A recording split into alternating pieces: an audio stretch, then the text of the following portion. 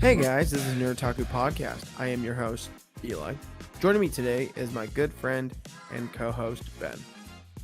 Hello, listeners. Very happy to be here. Also joining us today is our good friend Mike for the first time. Hey guys, happy to be here.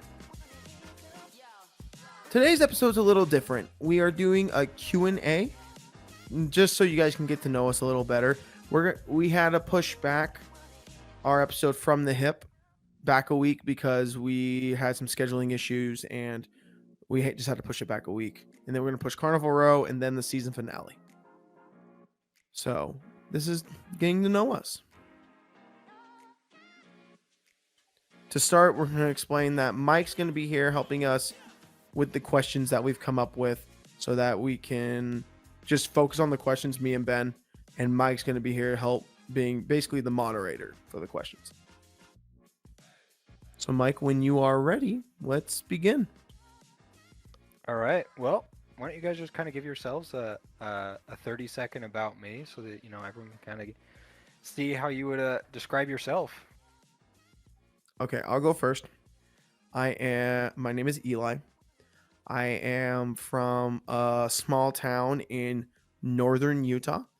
I was born in Utah, moved back east to the Cape Cod, Massachusetts area for about 7-8 years because my parents are from there.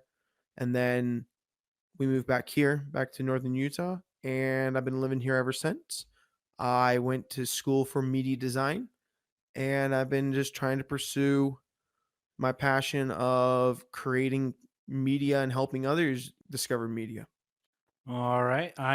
My name is Ben, and I born and raised in Utah. I've lived here my entire life. I I don't have a lot to say. I've just kind of jumped careers multiple times because I'm just trying to find what I'm looking for. And the most fun I had was I think a beekeeper, and I kind of want to go back to that. It doesn't pay what I'd like, what I need, and so I'm gonna work on probably just doing that hobbyist wise and try to make a little extra money off of that. And for now, I'm just kind of coasting along, hoping to find my passion. And Eli suggested that we do a podcast, and it sounded like fun, so here I am, and I've been having a lot of fun doing it, and I can't wait to do more. All right. So along that same lines, why did you guys decide to start a podcast? I'll answer that question. So about 2022, I started questioning what I was doing with my life. I did get into the YouTube podcasting aspect of it. I'd done a bunch of shows with other people, but it wasn't fulfilling. In 2020 during COVID, I had a show and it failed.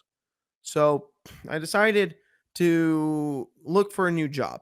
And I found a job at Utah State University called AV Tech coordinator. And I was like, okay, I'll go for it. It was actually just an AV tech, but it became a part time situation. And about 2 months in, this girl gave me the idea of, as she was talking to people in orientation, that her and a bunch of her roommates in the apartment complex that she lived in would get together, and instead of doing a book club, they did a movie club where they met once a week and talked about a movie they all watched together. And I found that very intriguing. I'm like, a movie reviewing club. They review the movie that they just watched all together. Why don't we make a podcast based on movie reviews that do the same thing? We watch the movie and then we talk about it. And I've been trying to get Ben on a podcast for years. We tried one back in 2016, 2017 called Anime Zone for Life.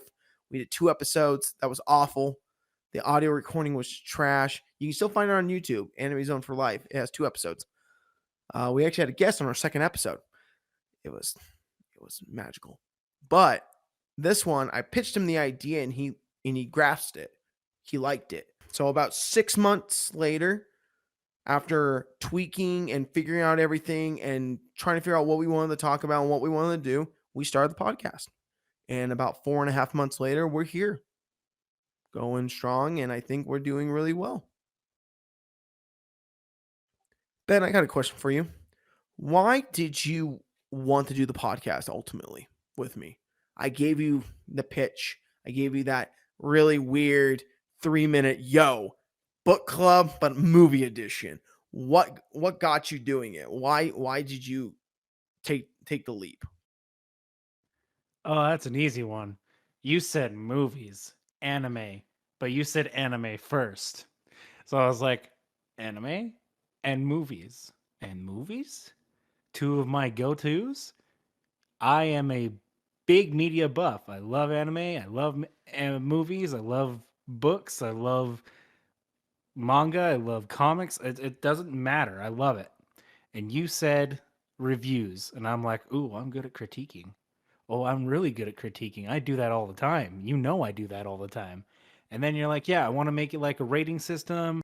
We got together, we started kind of putting up ideas of what we want to do. And then we finally got our outline and we're like, dude, this looks really good.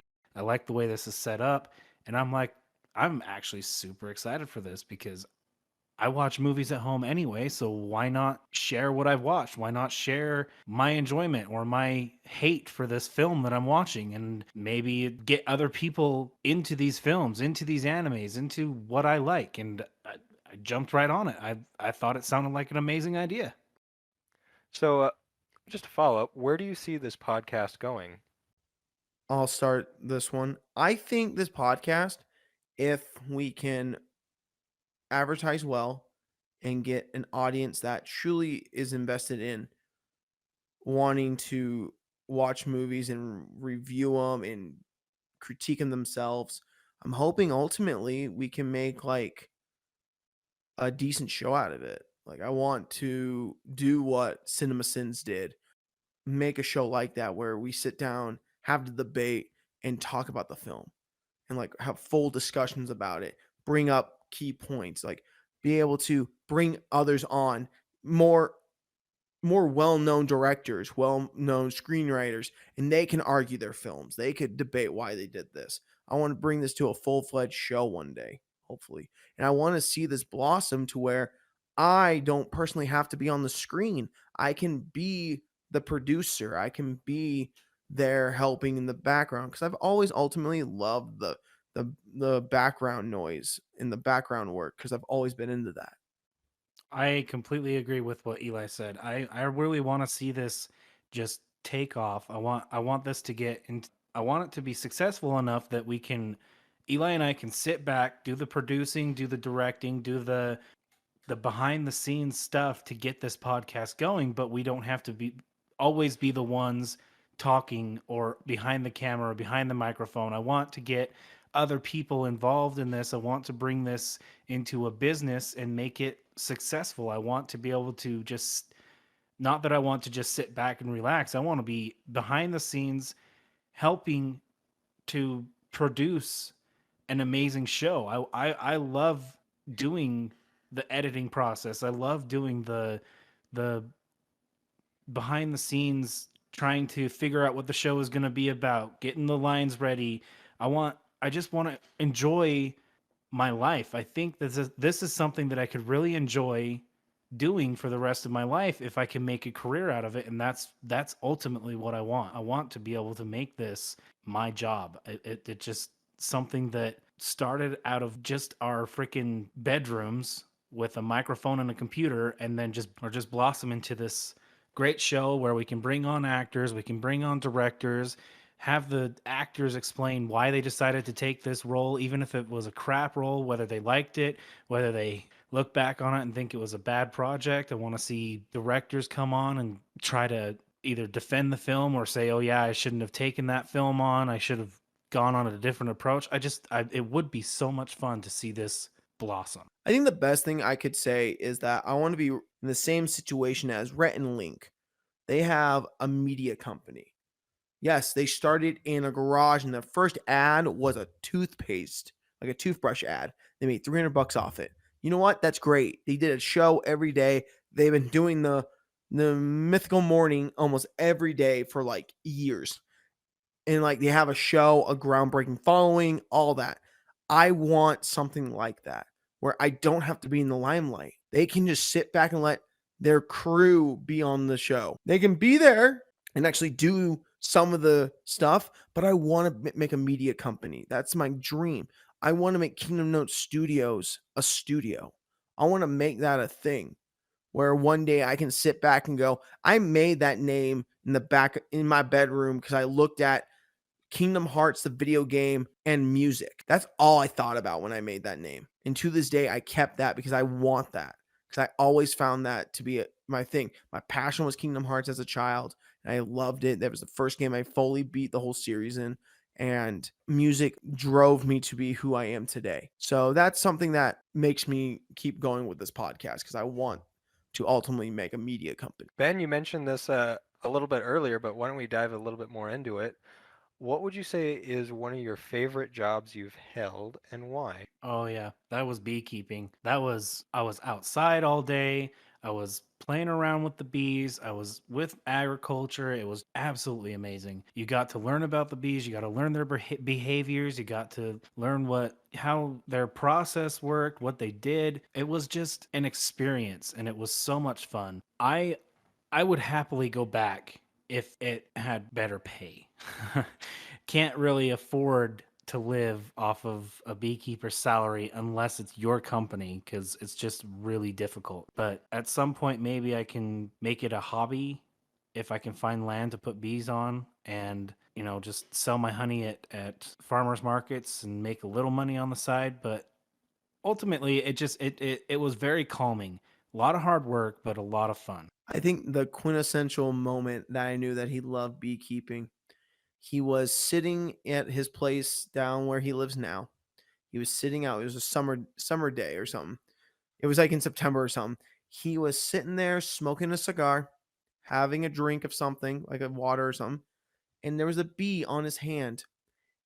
And it looked like it was gonna sting him. I didn't know what it was. I didn't know what type of bee it was, but he was just whispering to it, just talking to it. And it just sat there. It was still alive and he just talking to it. That was the moment I realized he loved what he did. This was years after he gave it up. And I knew he loved it so much because he even took me beekeeping. I've seen what he did for his job. I seen that. And it's really, he had a passion. He still has it to this day. My dad calls him randomly, goes, "Hey, what about this and this?" And he'll just answer the question like that. Like it did, like he never forgot. It's a true love. You can see it. What about you? What was your favorite job? I think my favorite job I have ever done, running my own media team for a convention. That was by far my favorite job. I got to hire 3 people because my teacher in college was like, "You need to find a job that will pay you, and like you need to get like work experience." So I found my sister's one of her best friends. She was going to do a convention called Wizarding Days, and with Wizarding Days, they needed a media team to take B-roll, photos, and I was like, I need the work for school, but then they paid me. It was so cheap. It was like $100. But like we drove down. I had a team of 3 plus me, 4 altogether. We went down, filmed everything, B-roll, everything. We had a GoPro, 2 of my cameras, and then Ben, he was there with me. He brought one of his aunt's cameras. And it was 3 days.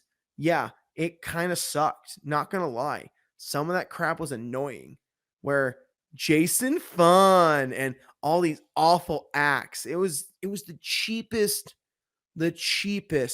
convention I've ever been to. But to be honest, I enjoyed being the team leader. I enjoyed being the boss. I enjoyed making the decisions, the key moments that had to happen. Like I loved being in charge of that situation. Yeah, it sucked. We all shared a two bed Airbnb shared by a couple who lived in the downstairs. But you know what? I wouldn't trade that. That was a great time. I loved it. It was something that made me realize this is the stepping stone I want. I want to do this. But then COVID hit and halted everything. But I still think that was like the best stepping stone in my life, knowing that this is working. This is truly working. I just gotta say that was an amazing experience. I had a lot of fun doing it. I'd never really worked with cameras before, and so I'm just learning how to use my uncle's camera, how to record, how to zoom, how to focus. It was just so much fun. And my favorite part of that was doing the behind the scene interviews that we did in the back with I don't remember who they were. They were the costume judges for the costume contest. We had 3 professional costumers, cosplayers who actually we interviewed, and I sat away off camera and I asked them questions, and we actually did like 2 camera angles, one in the front, one in the side, and we actually did an actual studio grade recording. We mic'd them, we boom mic'd them. We had my soundboard out, we had a computer, we had everything. We had everything ready to go. We were ready in 9 minutes. We set up in 9 minutes, tear down in 5. It was perfect. The quality, I could say, was not great. It was actually terrible because they didn't give us a private room. If they gave us a private room, I would have used that for my portfolio to this day, but due to legal issues, I can't. But no, it was a great time. I loved it. It was one of the greatest experiences ever. I completely agree. It was just a blast. You know, like I said, just learning to work those cameras. I'd never worked a camera, and so I was just playing around with it as much as I could to figure it out, and it was just so much fun. I would love to do another project like that. I would love to do like a interview project like that, but I'd have to find people I can interview and like set that up and get everything organized. Awesome. Thanks for sharing that. Well, I want to kind of change routes here a little bit. Why don't you tell me a little bit about some of the people, or to stay true to the podcast, media that influenced you as you grew up and how they impacted you? The media that influenced me growing up was a lot of early's anime, a lot of early 90s, late 90s anime, early 2000 anime. Because when I was growing up, I didn't have much. My parents were poor. Like my mom was having cancer. My dad was guy with zero negative spondyloarthropathy, one of the rarest arthritis that you can get in the United States or in the world, to be honest. And I would wake up early before school. My sister showed me anime and it like kept me grounded. Like, yeah, I did some stupid stuff as a teenager, but you know what? In the end, anime kept me grounded. It kept me home. It kept me wanting to see more. Like I would spend weekends just trying to find anime to watch because anime back in 2007 was the hardest thing to watch. You would go on YouTube and watch Naruto episode 45 subbed part 1, 2, and 3. And like you'd have to deep dive the internet to find dubs. It was so hard. But you know what? That grew my love for anime more. And I would honestly say a big impact in my life, like a person wise, would be my brother. My brother, he's younger than me. He has autism. And because of him, my passion for creating something was there because my ultimate goal when I was 16, I wanted to make a Disney film. I wanted to go make a Disney film so he would see it. And my name would be up there and it was great. But then my passion for animation died because like they say, you always have that one person in your life who has to be that like stone wall that stops you. And the only way to get over it is either climb over it or go back and just find something else. And that's what happened. But I still kept that creative aspect because of him. Because I've wanted to make something that he would watch still or he would listen to one day. And to this day, I'm still trying to find what I could do. But that's one of my biggest inspirations. If I'm going media, I'm going to have to say that it was Star Wars. And that is only because I didn't have a lot growing up. But the one thing we had was our Star Wars marathons as a family. We would do it every 3-4 months. We would sit down and just have a full blown marathon. And I was captivated by it. I loved it. Not only spending time with my family, but being able to, these amazing films, it got me into really enjoying films. And then I started exploring more and more films. And I don't know, it broke a dam in me that just can't be patched. I just love film. And as I started getting older, I started to critique said films all the time. I was just like, I don't know what happened. The main thing that happened, I can tell you exactly what it was. I watched my very first B-rated horror film. It was called Trolls 2. That acting in that, the story in and of itself, it was so terrible, but I loved it. I couldn't take my eyes off of it because it was so bad.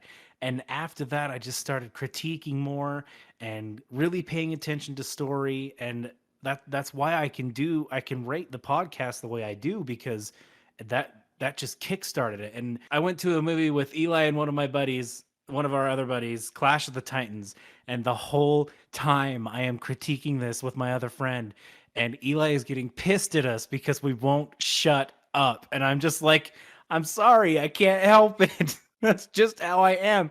And the fact that this is so inaccurate with mythology, I can't help it. And that I think that's when Eli realized that I really critique my films, like to the T critique my films. And that's probably what made him think, hey, let's get this guy for this podcast. I don't know. But that was the biggest thing that influenced me into going into really enjoying my life in media and it just taking me away from my life for an hour or two, maybe three, just to indulge in this film and love or hate or and criticize. It takes me away from my life and gives me something just for myself, and I love it.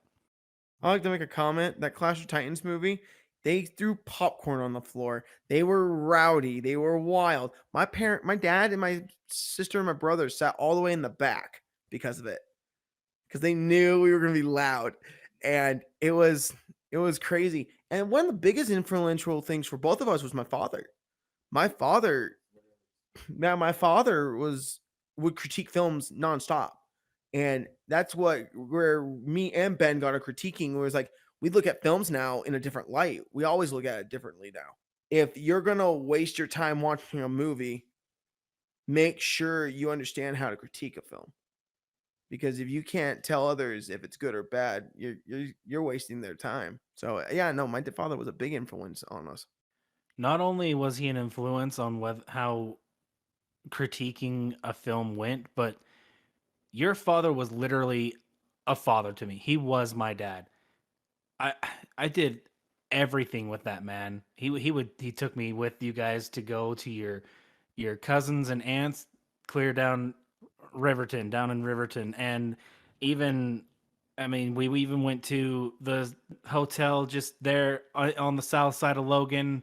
Got to school late, but he checked me in, and then he would bring me food when we were waiting when we were doing stagecraft work. He was a father to me, and I love that man very much. And one of the biggest influences. He has a huge heart. He loves many people, but he can be really strict too when he needs to be. And he is just an amazing man. That man shaped the way I am today. My content of characters due to that man.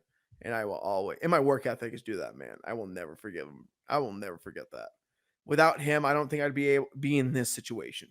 Not sitting in this room, persevering, staying up late nights, sleeping 3-4 hours just to get this stuff done. I have yet to meet him, but I've only heard good things about him. And he's already influenced me by, saving our butts when we came back late from a hike. But that's another story. Amen to that. Oh my gosh, that was a whole nother story. If you want to hear that story, me and Mike will sit down and go through the deep dive of that story in like a later event. If you want, leave a comment if you want to hear that. All right, so Ben touched on this a little bit already, but what are some of your favorite films or series? Well, my favorite series is Star Wars. It always will be. But that's so generic. If you want to know my absolute favorite film, always will be, always has been, George of the Jungle.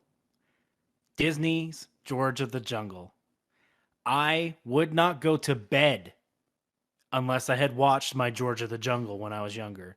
I could that and Land Before Time 5. I could sing I could quote every line to George of the Jungle, and I could sing every song in Land Before Time. If I didn't watch either one of those two films, I would not go to bed. I watch George of the Jungle now, and it just brings back so many amazing memories of my childhood. I can't explain just how much I love that film. It's funny, it's cheesy, and it's just I don't know. It just brings a special little tickle to my heart because it's just something that I love and I will always love. If I had to pick a TV series or movie or whatever that struck me to the core, I think one of the series that I could truly say, one of the true series movies I watched was Lion King. Lion King was like a childhood favorite of mine. That was the first film I ever watched as a kid. And then growing up, I took that influence of you got to be strong, you got to be willing to overcome your fears. And one series that helped me so much was an anime called Full Metal Alchemist Brotherhood. I That shaped my teenage self to be something bigger than myself. Let myself let go of all my problems as a teenager. Like I was going through my dad getting remarried, through step siblings that were rough, and I always look back at it going, I could always have it worse. I could always have it worse. So like get up and get going. Do your thing. Be strong, walk it off.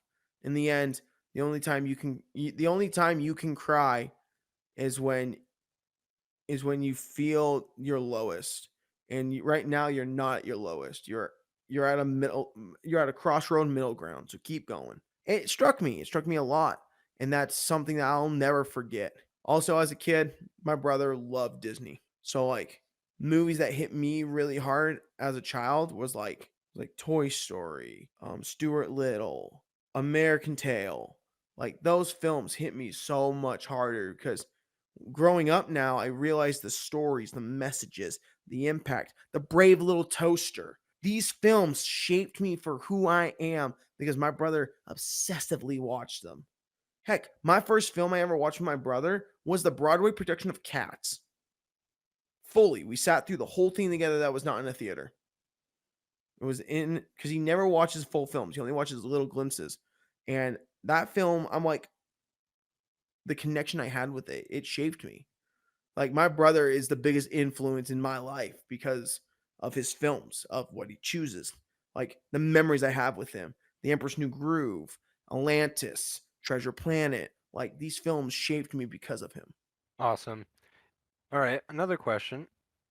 If you were to go back and give your 18-year-old self some advice, what would that be? To be honest, if I were to go back to my 18-year-old self, I would tell myself to get out more. I was and still am a huge introvert. And to be honest, it sucks. I hate that I can't go out and just interact the way that my older brother can. My brother Josh is just phenomenal with people. He makes friends with everybody he sees. He can just go up to someone, start a conversation, and then instantly become friends with them. And I don't know how the hell he does it. I can't do that. And I wish that I could go back and tell myself that I really need to get out. I need to break, to pop this bubble and just go talk to people. But now I'm 28 and I can't do it. I can't tell I can't go out and just talk to anybody on the street. It's hard for me. Even at my job, I try to treat people with respect, but when I say hello and then they say hello back, I just kind of say hello and then walk away.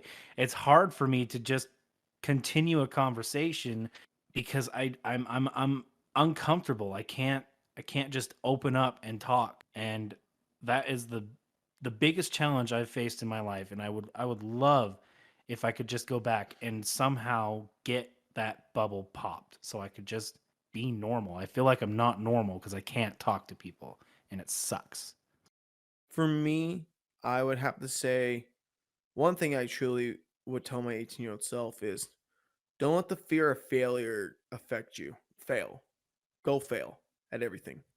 If you don't fail 100 times, you're not failing enough. When my mother passed away, me and my sister grew a fear of failure, fear of loss, fear of never succeeding or always failing because we never got over the fact that we failed having our mom survive. So it was a big responsibility on us to like never fail. And to this day, my sister is crippled by it, and I feel my heart breaks for her because it's broke. Like she's broken. She's fully mentally just given up on everything, all her dreams, everything. She is an amazing artist. She can craft things that I can't even describe to you with clay in her hands. She is talented, but because of her fear of failure, she doesn't want to pursue it. And this is why I'm here. I want to do this. Yes, If I fail, I'll fail. I'll go get some random job and just do that for the rest of my life and go make more money, move up in a company and do that. But this is something I have to do.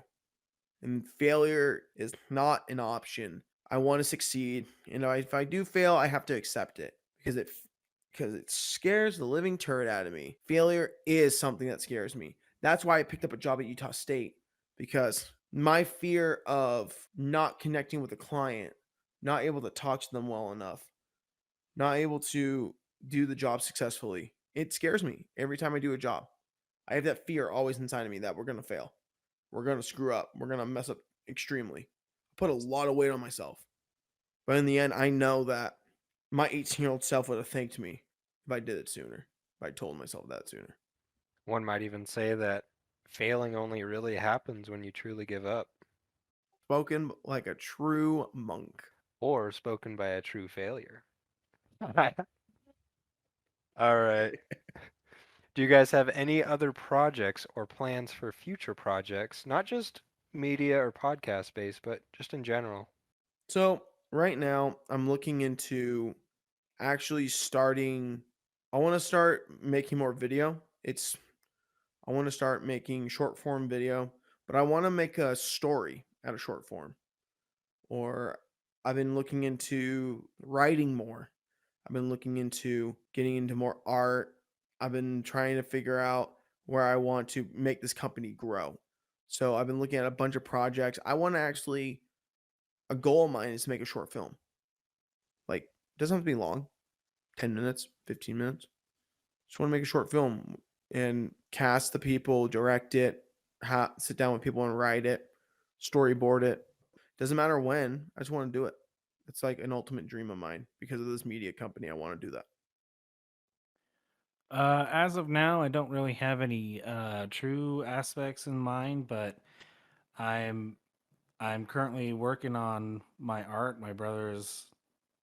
Both my brothers are helping me kind of improve my artistic ability. Ultimately, I have all these stories in my head. I love to write, but I want my writings to be put on paper. And the best way I think I can do that is by drawing my own manga. That's what I want to do. I want to draw a manga. I don't have to release it. Heck, I don't even have to show it to anybody.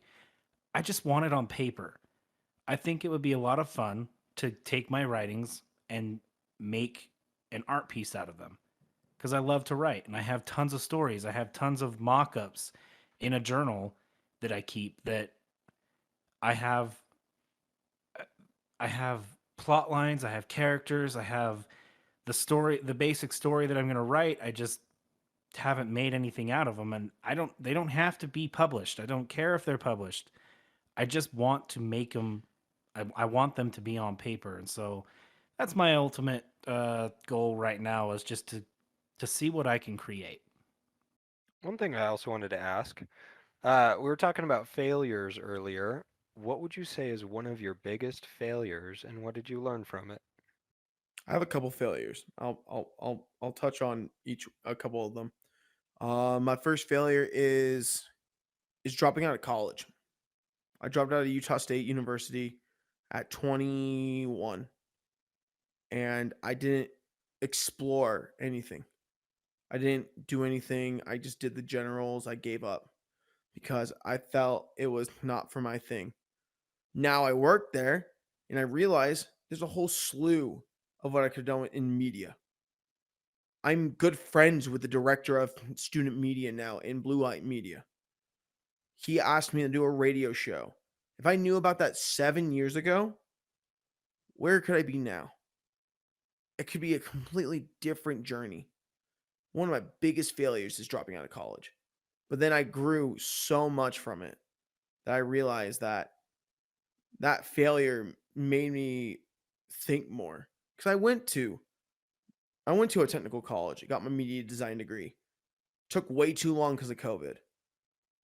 And now I don't feel like I'm getting anything out of it. But now I'm going to Utah State working there, and I'm gaining so much knowledge that I would have never gotten with my media design degree.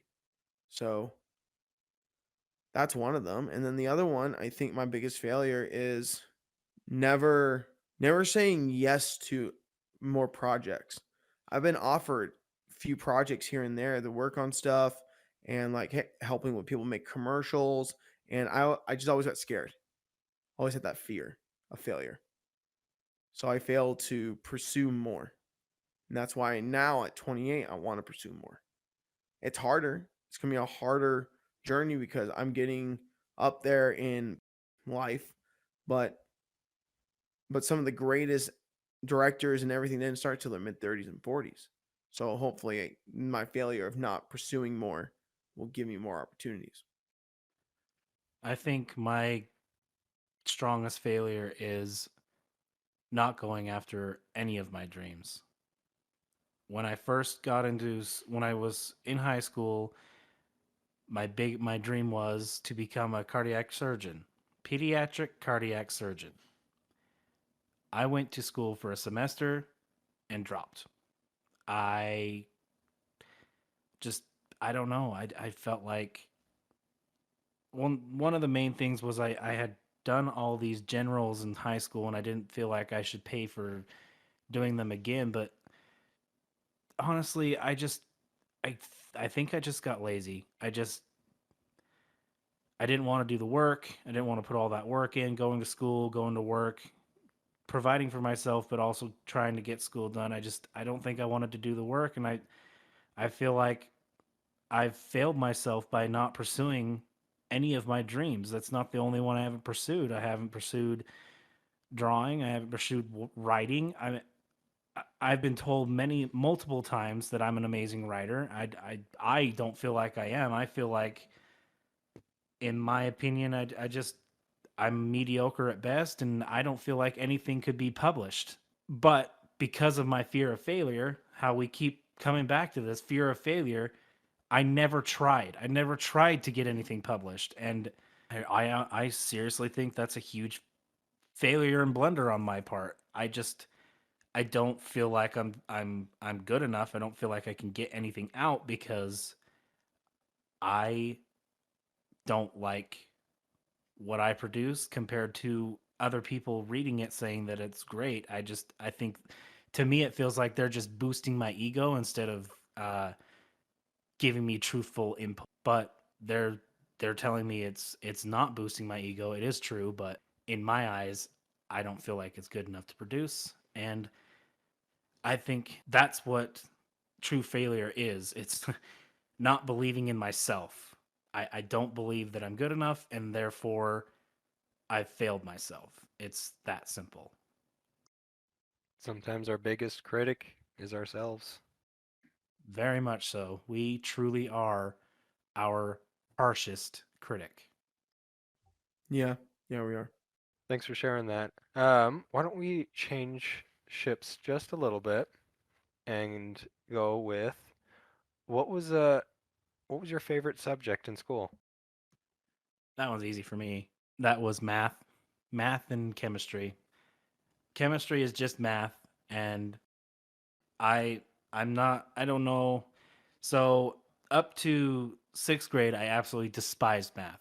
I would do everything I could not to do my math, and it got me grounded.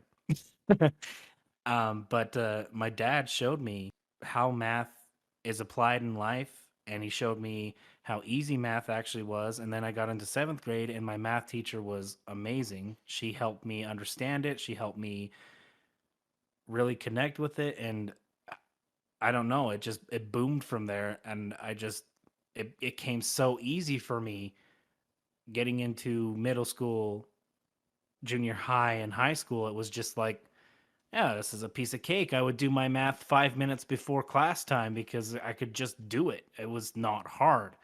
I became a tutor for math in school because I could just do it. It was just easy because I understood it. Math was just not a problem for me. I even became my sister in law's tutor when she was going to college and I was still in high school. She had forgotten a lot of the math, and all I had to do was just kind of give her a little reminder and a little push, and she's like, "Oh yeah, now I remember." But that's another thing. I could have become a teacher, a math teacher. I could have easily done that. But again, I just didn't pursue anything. So, you know, Math was my favorite. Math, and then right next to it was writing. The best course I ever took in school was marketing. That was, I could truly say, that was the only class that I bust my balls so hard to get an A. I wanted that A. I wanted to, because I took the course because someone said, "Hey, marketing's a fun class." I'm like, "Yeah, right. Whatever." It was my sophomore year of high school. I was like, "Yeah, whatever." I got into it and I found marketing is just fancy way of saying, "Look at me. Look at my product. I want you to like me." And I was like, once you can break that down and realize, "Hey, it's just an attention seeking thing. Look at my product. I'm going to try to sell it to you." It's easy. So easy. But now with this fear I have of failure, putting out my own product is hard. Putting out someone else's product? Oh yeah, that's marketing's easy. You know how to promote it, you know how to sell it, you know how to do all of that. But if for me, putting my own stuff out, the ridicule, the rejection, but like I loved that class. It was such a fun time. Our final was we had to sell a cereal that targeted a certain age group. I had 8-year-old boys. What do 8-year-old boys like? Trucks, monster trucks, Hot Wheels, Legos, Lego monster trucks. And you could take your cereal, make it into a truck. And you get a free toy inside. It was a monster truck that was made out of Lego. And it was Lego Hot Wheels. Race to Smash. It was such a good class. I loved it. I loved it so much. I also liked video production. I took it with a guy named Mr. Domstead. First time I took it, it was the weirdest class. Weirdest class. I took it with a buddy of ours, Trevor. And that's how I met him. I actually really got to know him. And we made a film called Can of Air. We followed that storyboard shot for shot. We got an A in the class because he loved it. We followed it shot for shot. And that's where I got my love for video.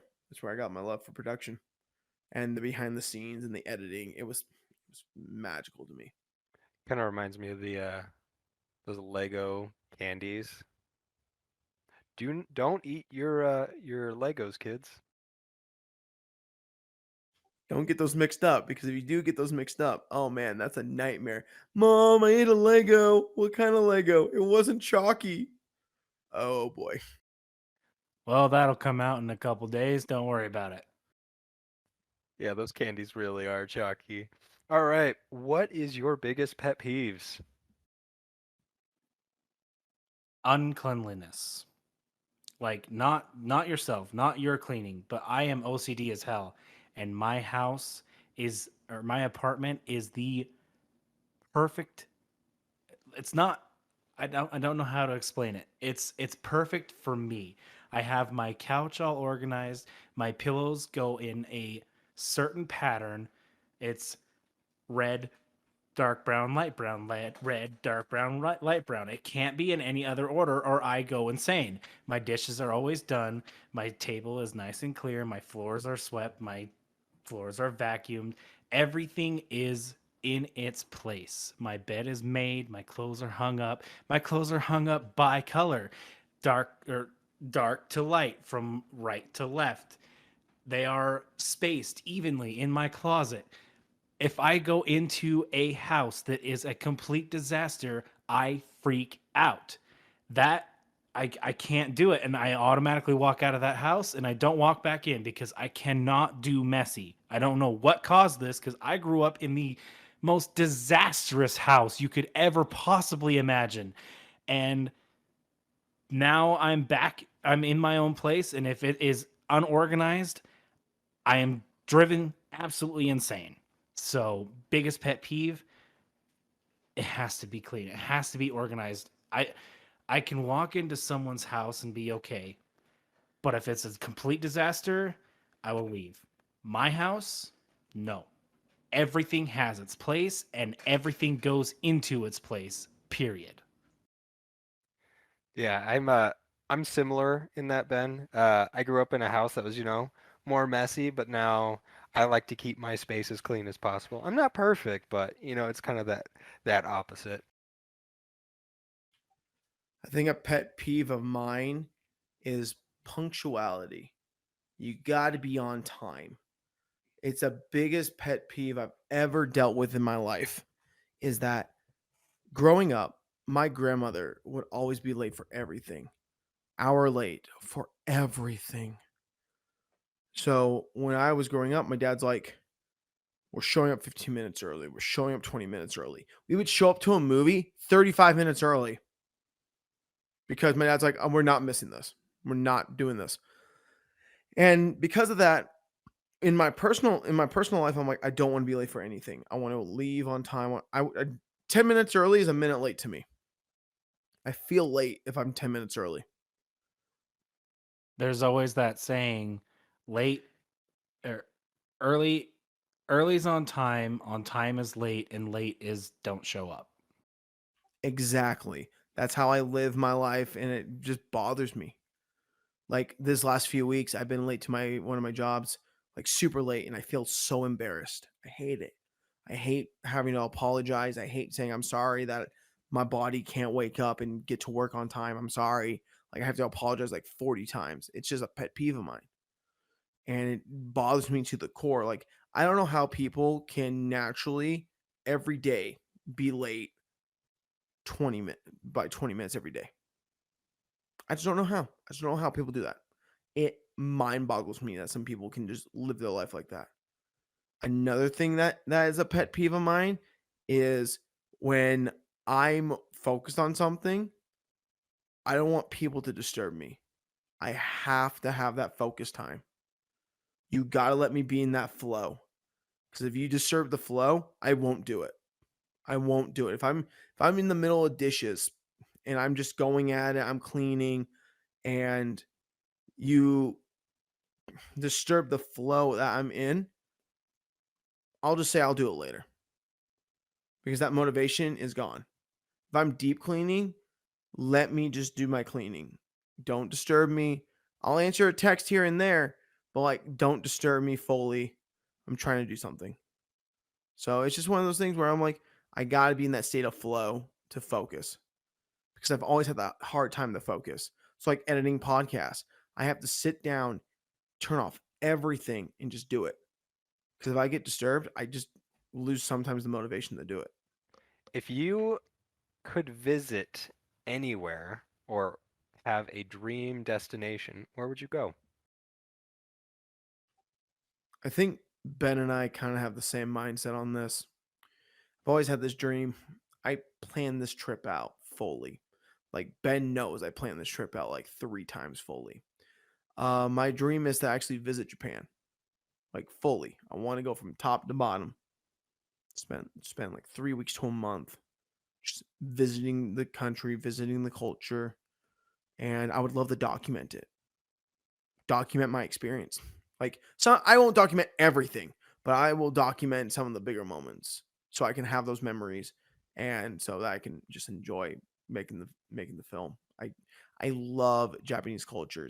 Ever since I was a kid, I've always loved it. I've always loved the atmosphere. I've always loved the environment.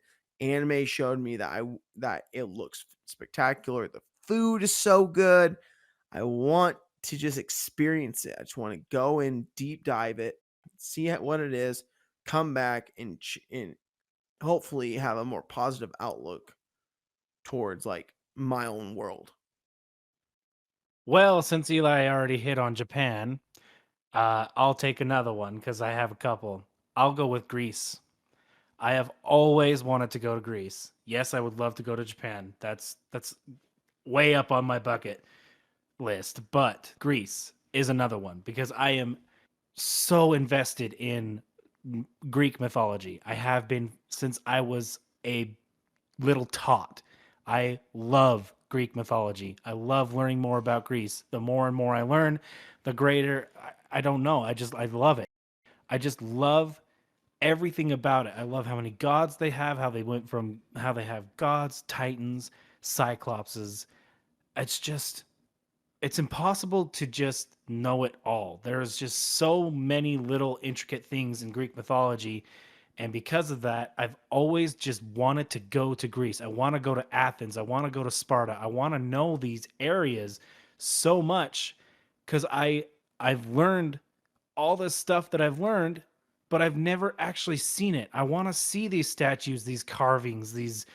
I want to go to the Temple of Athena. I want to go to the statue of Zeus. I want to see all these amazing places that just captivated me since my youth. I love it, and I want I just want to go there so bad. All right. This will be the last question, and we'll start wrapping things up.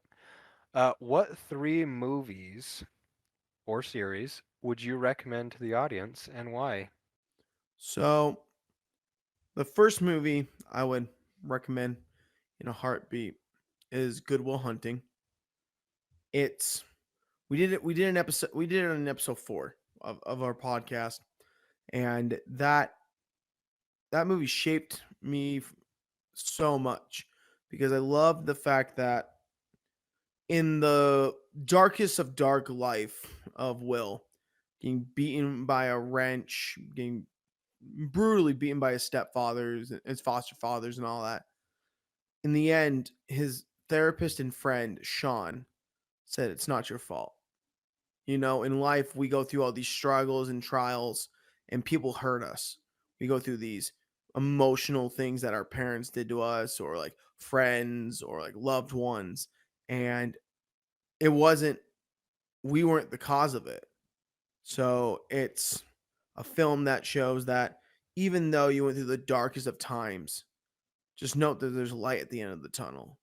Doesn't matter how far the light is, you can see it, you can get it in the end. Just don't let it go. Don't let that light disappear. A series I would recommend would be Avatar: The Last Airbender. As a child, I loved it.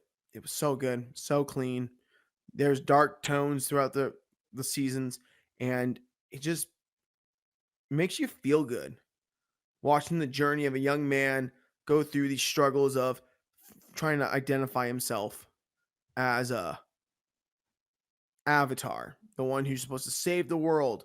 When he started his journey, he hated it, but when he finished his journey, he knew he was the avatar truly, and he accepted who he was and wanted to help the world.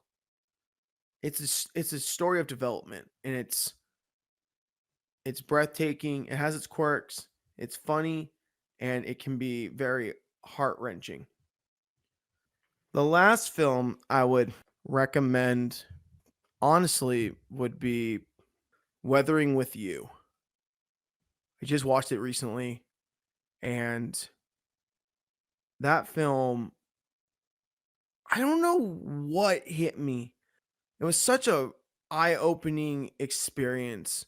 It's the predecessor of Your Name, the anime movie. It was from that same creator, and it's about this boy who ran away from home because he felt like he was being mistreated. So he ran away to Tokyo. He met this girl who could control the weather, bring the sun out. And it's a story about this boy who he was kind of stubborn, but in the end he didn't want to give up. He didn't want to give up his dreams, his love. He wanted to keep this person in his life because he truly found someone who understood him. And that's something I always wanted as a kid. I always wanted to be fully understood. So this film hit me hard because it's a film of never giving up on what you want, never giving up on what you dream or want to obtain, even if there's roadblocks in the way, like the police in this story, and like they're trying to figure out what he did. He really didn't do anything, but it was a it's about dreams and trying to obtain what you want, and that stuck with me. I just watched it recently, and it's impacted me very much. So Well, mine are all anime movies. The first one I would recommend, we did a podcast on it, was Can I Eat Your Pancreas?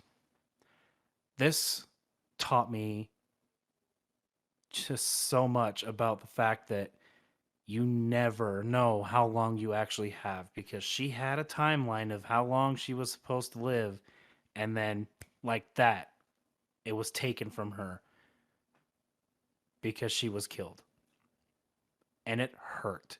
It hurt so much. It hurt me. It hurt any audience watching. It hurt the main character. I forget his name because it's been a minute since I watched it, but the way that he acted after that was 100% relatable. Like there's no way you couldn't. He froze. He just froze because he loved this girl. And it it just shows that no matter how much time you think you actually have, you don't really know what's going to happen. Nobody does. And it hits hard. Another one that I would strongly suggest you watching is Josie and the Tiger and the Fish. This came out in 2021, right? And oh my God. I went with Eli to see this in theaters. And it looked like it was just going to be this sweet movie about this guy who meets this paraplegic girl and goes to help her, becomes her caretaker. And then there's just this huge turn of events that happens within this film. I'm not going to give it away unless we actually do an interview on it or a show on it, because I don't want to just give it away. But this turn of events happens that nobody is expecting. It just, bam, hits you like that. And you know what? Next season, we got to do this show because it's good. And it just shows you, do not give up, because there's a lot to life. If you just keep going, you can make it. And that, it's got an amazing message to it. 100% recommend. It is so damn good. And the last film I think I would recommend is Koe no Katachi, or also known as A Silent Voice. It is mainly about this boy with extreme social anxiety and just the feelings that he has, the way that he blocks people out. I'm not going to give a lot away, but I got to tell you, it is 100% worth the watch because it is real. Everything about it is real. And the trials he goes through to try to forgive himself and get forgiveness from others for the stuff he did as a kid. His anxiety is high, and it's just emotional, and it's a roller coaster that goes up and down, brings out the feels. It's amazing. I'm not going to give too much away, so I'll leave it with that. But if you get the chance, go watch it. It's amazing.